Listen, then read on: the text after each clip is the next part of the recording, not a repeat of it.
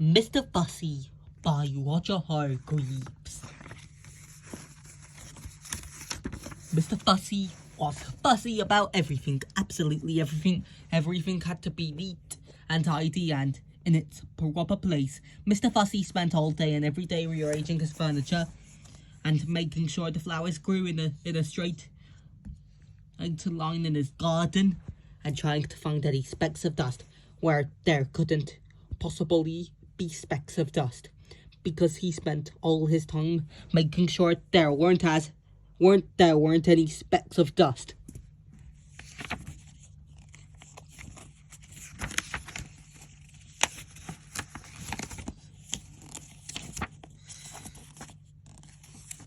One fine morning, Mr. Fussy was having breakfast. He was very fussy about what he ate. He opened the marmalade pot. He exclaimed. He aimed it. It's got bits in it. And he spent the rest of his morning separating the bits from the marmalade, or if you prefer, the marmalade from the bits. Fussy old bus pot, people used to call him. Then Mr. Fussy went out into his garden and spent the rest of the day straightening out all the blades of grass on his lawn. On fussy old bus pot. That evening, Mr. Fussy was in his kitchen and ironing his shoelaces when he heard a crash outside. What to do, he murmured to himself, and hurried outside to investigate. There, with a broken garden gate in one hand, an old battered suitcase in the other, and a sheepish grin on his face, stood an untidy person. And Mr. Clumsy. "Whoops," he said, holding up the garden gate. "It came off in my hand." "Who?" spluttered Mr. Fussy. Looked in horror at his garden gate. "Are you?" "I'm Mr. Clumsy," replied the untidy person, grinning, and he stepped forward to shake Mr. Fussy's hand, but tripped over and fell onto the lawn. "On my grass!" cried Mr. Fussy. "My straight grass, you've bent it." And he got down on his hands and knees and started straightening the grass. "But who are you?" he asked over his shoulder. "And why are you here?" "I'm your cousin," replied Mr. Clumsy, "your long-lost cousin from Australia. I've come to visit." "Aren't you pleased to see me?" continued Mr. Clumsy, cheerfully knocking over a flower or two as he got up and picked up his suitcase, knocking over another flower or two, or three. Mr. Fussy, quite obviously, wasn't pleased to see him. "You better come in," he murmured. "I say," remarked Mr. Clumsy, looking through the front door of Mr. Fussy's house. "I say, what a neat little place you've got here." And he stepped inside and tripped over his shoelace, he often does, and knocked over a chair and dropped the suitcase and fell in an untidy heap on the floor. "Whoops," he said. Mr. Fussy shut his eyes and heaved a sigh. And groaned silently to himself.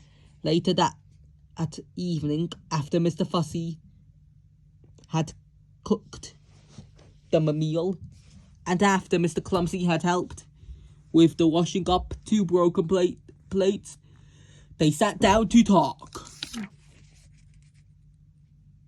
Mr. Fussy sat, as he always did,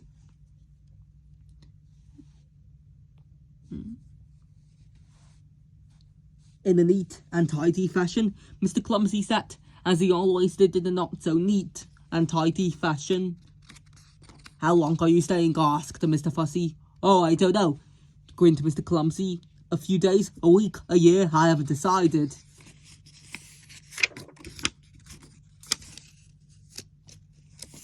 When he woke in the morning, Mr. Fussy jumped out of bed and went into his bathroom. "Oh no," he gasped. "Oh no, oh yes." Mr. Clumsy had been there before him.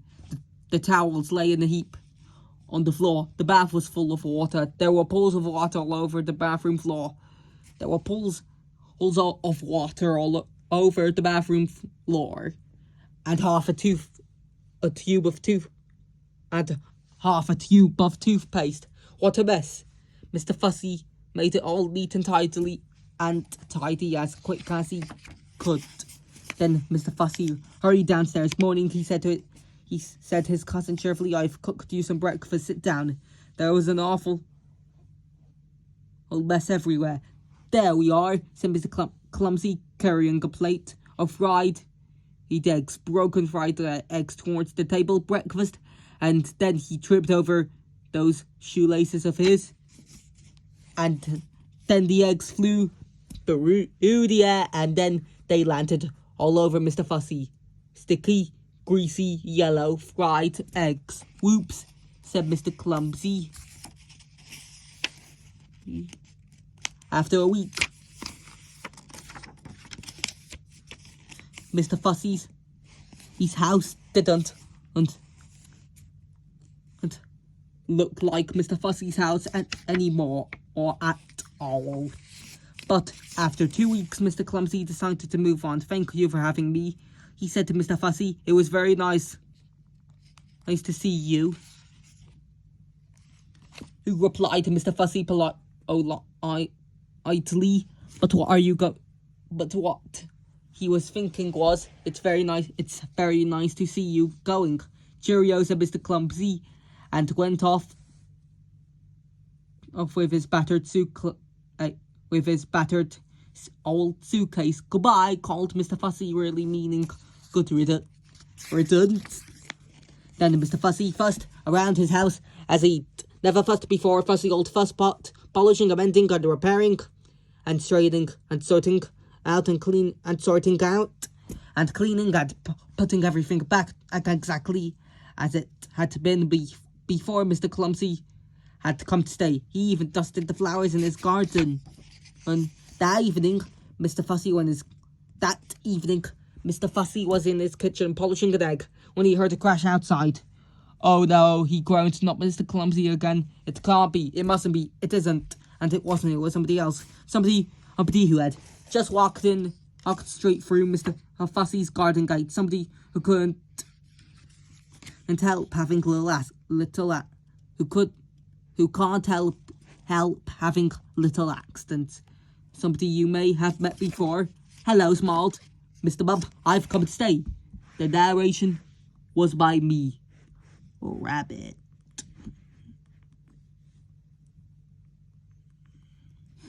Being fussy.